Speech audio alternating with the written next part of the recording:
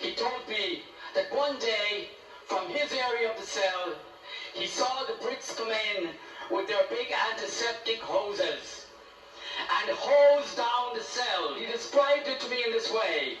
He said, "Did you ever see the picture of the astronauts floating in the air, airless and airbound?"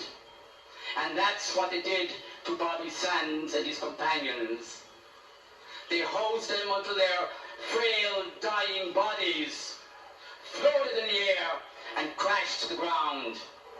But when they crashed to the ground, and when Bobby Sands yielded up his spirit to God, the Lord God in heaven released his spirit to roam around the earth, to imbue us with the spirit of freedom and justice, to imbue us with his spirit that says, we will not tolerate the British Army, the British politicians, or any Brits in one corner of Ireland, not in one county, not in one city, not in the village.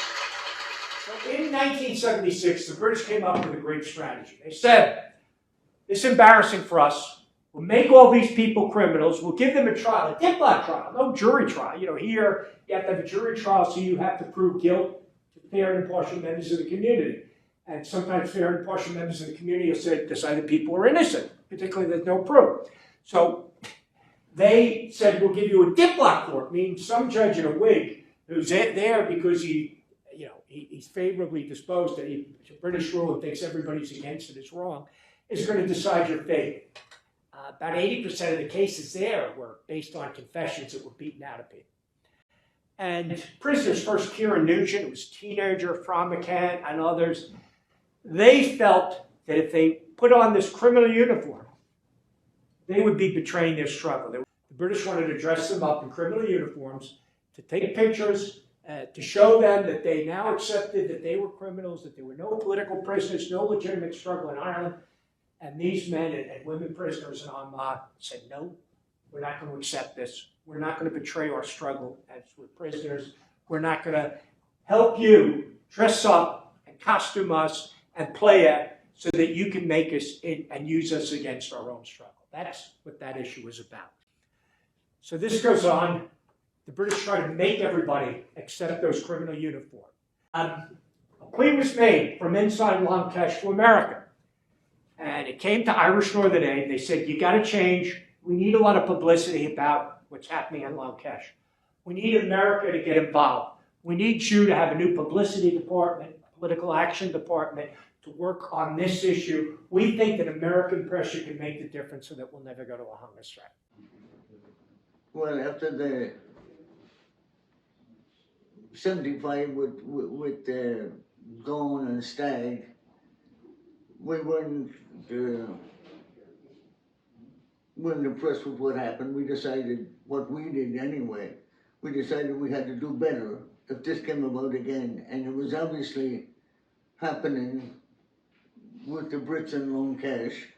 And you knew, you had a feeling that they were pushing at the Brits and so on and so forth. And you know the guys would not ever give in to that. So we decided.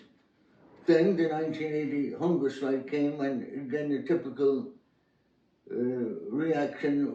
We felt that this is going to happen again. The Brits, and how they double-crossed them, and we started preparing in earnest. And we had no idea. But it was the fellows who went on hunger strike that actually organized everywhere. So we had no problem organizing. That was the funny thing. We attracted some special people, and they all got along for that.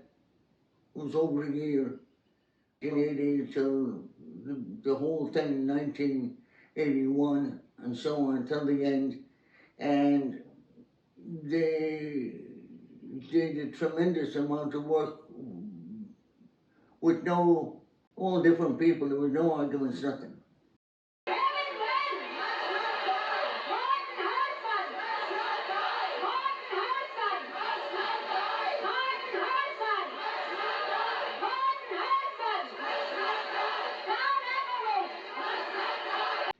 Prince Charles came out. He was going to reassure everybody that that was his first visit to America, that everybody, the English were so civilized they could never do anything wrong. I pulled in Sean Sands. Maura McDonald's brother was on hunger strike. Joe McDonald, if you've heard that song. Elizabeth O'Hara. And these people were all great because it was almost, you could see like the hunger strike as a resemblance and all of it. It was almost like hearing them chirp. And about 20,000 people marched at Lincoln Center. At Lincoln Center this evening, thousands of pro-Irish demonstrators had gathered well before the arrival of Prince Charles. One might have expected such a large protest would have sent Manhattan's west side into dreaded traffic gridlock, but New York's finest had things under control, and despite backups of several blocks along Broadway and Columbus Avenue, traffic kept flowing. Other cops were strategically posted on rooftops that gave spotters and sniper teams a commanding view of the entire Lincoln Center complex. On the sidewalk outside the Lincoln Center entranceway, several women beat the ground with trash can lids, evoking the traditional method used in the streets of Northern Ireland to spread the word each time one of the Long Kesh hunger strikers had died.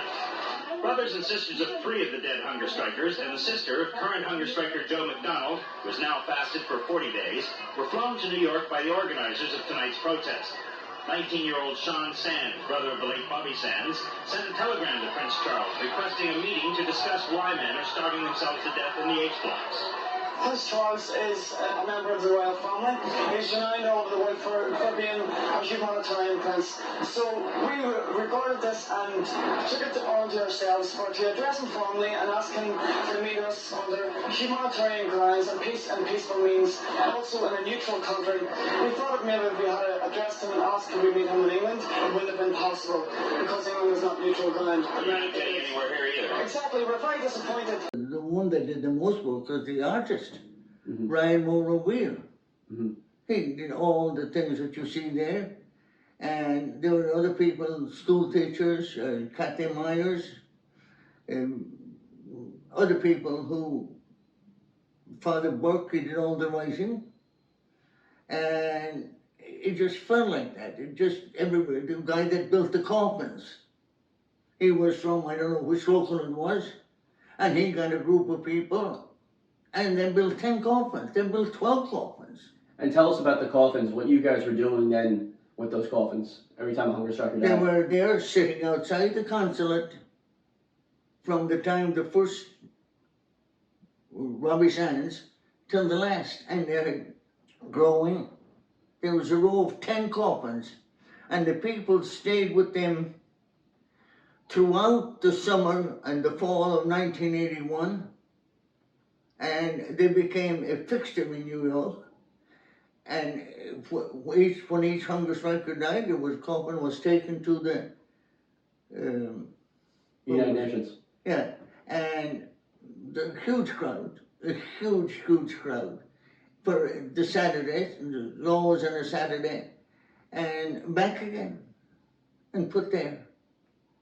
And it was, people stayed on guard all night. And there's some stories being told about, you know, the certain people would come and hand you $50 when they were there, and get out of the big cars, and rumors who they were and so on and so forth. But it was just incredible. People, that protest dragged people from all over New Jersey, Long Island, Connecticut, and inwards of New York, and huge crowds. You asked me earlier which was the biggest crowd. Was it against the royalty? Well, could have been, but Bobby Sands' funeral was. And so you guys had a mock funeral for him in New York City? Yeah. Yeah. New York City went along with this. Mm-hmm. Don't forget, we were there all that time, and the TV Times came out and said afterwards that it was the longest ongoing demonstration. This was day and night. The death of Bobby Sands drew the largest outpouring of support to date to a protest rally outside the British government office in New York. Those who attended and passers-by were asked to sign petitions to President Reagan, asking him to intercede on behalf of the Irish Republican Army's independence struggle in the North. When demonstrators first sought to burn an effigy of Prime Minister Margaret Thatcher, police rushed in. But after this brief scuffle in which no arrests were made, the police seemed to think that allowing some burning was a smaller risk to the public safety than charging into the passionate crowd.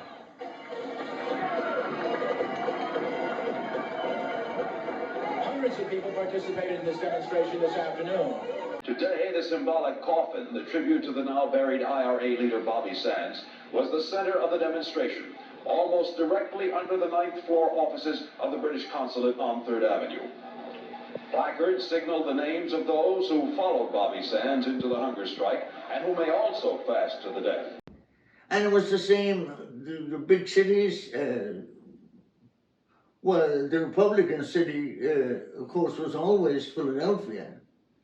And they had 4 units there, and they just did an incredible job. Boston, the young and the old got together. And the young people did the demonstration, and the old people, I suppose, collected money. But they had it all together. Right. And we had a fella in Baltimore, John McBride from Derry, and he did all the copying for us, he did all the printing for us, and mailed it out. There was a certain procedure for a man died, he had this big picture at Bernie, and all the company, there was a package. Yeah, a publicity package. A particular package. And aimed at whatever they were, the unions or whatever, general public and so on. On behalf of Irish Northern Aid, we take this opportunity to welcome Greta MacDonald, widow hunger striker Joe MacDonald. Well, first of all, I came here for the short period of 4 days because I reflected come for a fortnight, but the children need me so much now, I thought 4 days would do it all. I came because I wanted to tell the American people just a big thank you from me and my family and all the people in the North. We see from television how much the American people are doing for us. Of course we don't see the full story, but we can take it from what we see. There's a hell of a lot more happening over here. At one stage we did think the Americans were doing lots more than the Irish were doing themselves.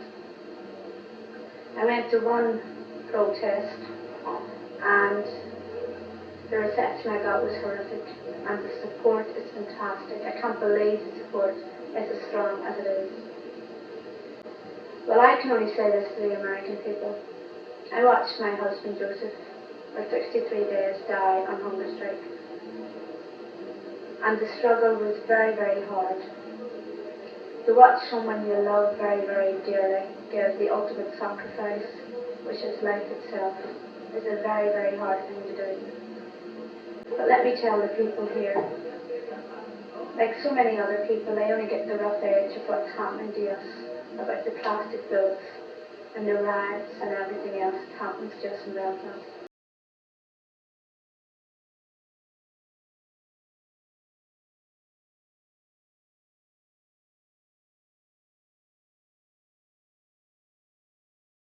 I'm tired listening to Mrs. Thatcher say, justice is justice, a crime is a crime is a crime. If only us know about crime. 3 Livingstone was shot through the head because he came out of the shop. A British soldier said, right, we'll kill one of them. He did so.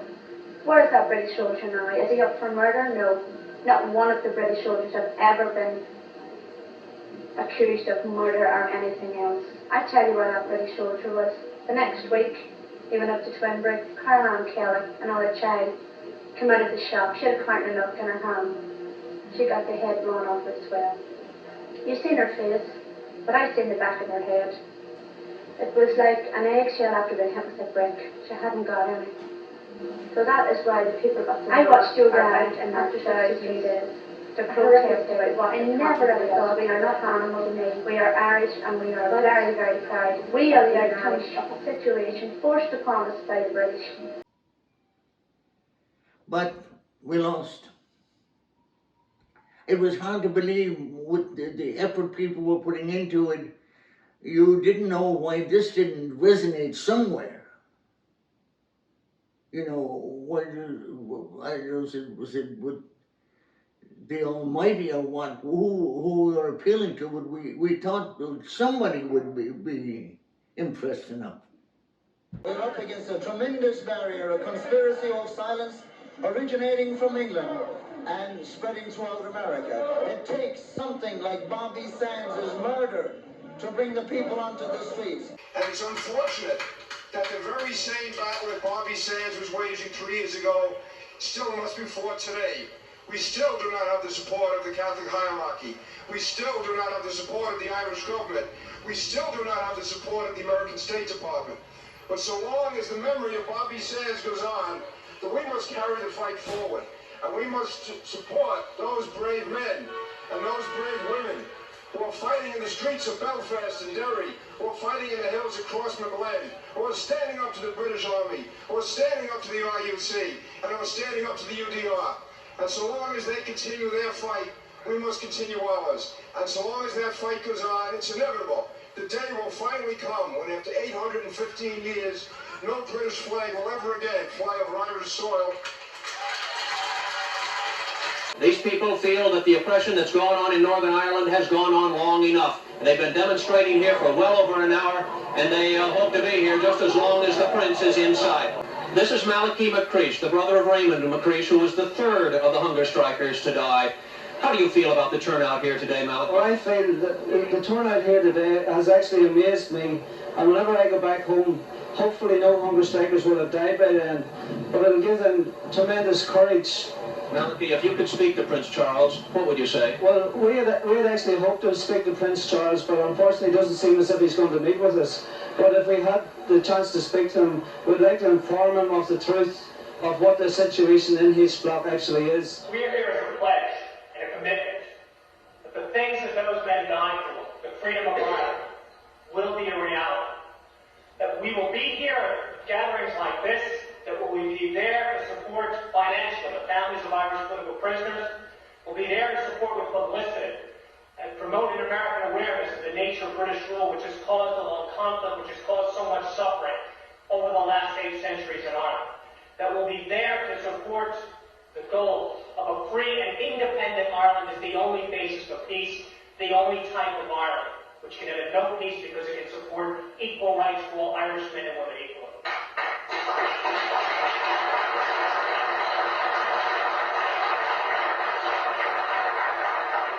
We're here, ladies and gentlemen, like frankly and succinctly, to say that we'll be back in order to accomplish those goals, to achieve those things, to make them a reality for the people of Ireland, so that no more young Irish men and women must go to British jail so that the British can continue to rule Ireland. So that at last there can be an end to the violence, because we're an end to the thing that causes the violence, British rule. And that we're going to be back again and again, as often as it takes, for so long as it takes, until there is the basis of peace in Ireland, until there is freedom in Ireland. We demand now the last green blade of Irish grass be returned to us. And let Maggie Thatcher know, let Ronald Reagan know, let the Irish government know that if they do not give it back to us, we will take it back. Of course, you paid the ultimate price, having sacrificed a member of your family. A lot of people say his death was in vain. What do you say to those people? Well, obviously it was not in vain. Judging by the support here today in New York City, it has not been in vain. Hundreds of millions of people all over the world have suddenly realised what is going on in Ireland through the death of Farley. The media and the publicity that has come from his death has been unbelievable. So obviously it was not in vain. He's achieved so many things. He's united the Irish people all under the one cause, a common cause. Are you shining the spark home, Jerry?